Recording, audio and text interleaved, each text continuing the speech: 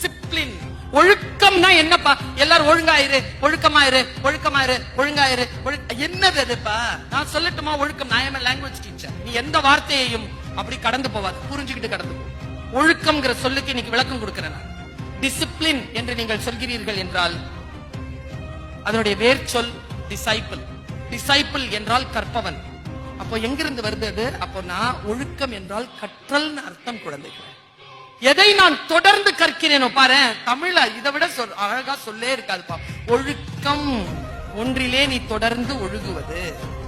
தண்ணீர் இப்படி கொட்டுது அப்படின்னா தொடர்ந்து நீ எதை கற்கிறாயோ அது உன் ஒழுக்கம். ஒரு திருடங்கிட்ட போய் வாட் இஸ் யுவர் டிசிப்ளின்? திருடுறது. தொடர்ந்து அவன் அந்த ஒழுக்கத்தில் இருக்கிறான். அதனால்தான் வள்ளுவம் நல்லொழுக்கம் தீ ஒழுக்கம்னு சொல்லுவாங்க. செல்ஃப் டிசிப்ளின் ஒரு ஆங்கில வார்த்தையை சொல்லுகிறீர்கள். இல்லை, தமிழிலே நல்லொழுக்கம் என்கின்ற சொல் உண்டு, தீ ஒழுக்கம் என்ற சொல்லும் உண்டு. ஏனென்றால் தீமையில் அவன் அதை ஒழுகிக் கொண்டே இருக்கிறான். நல்லா தெரிஞ்சுக்கோ, தீமைக்கு சக்தி அதிகம். தீமை ரொம்ப ஃபோர்ஸ்ஃபுல்லா இருக்கும், வெரி ஃபோர்ஸ். ஆனால் அந்த ஃபோர்ஸ முறியடிக்கிற அந்த ஒரு ஃபோர்ஸ் நன்மையிடம் மட்டும்தான்.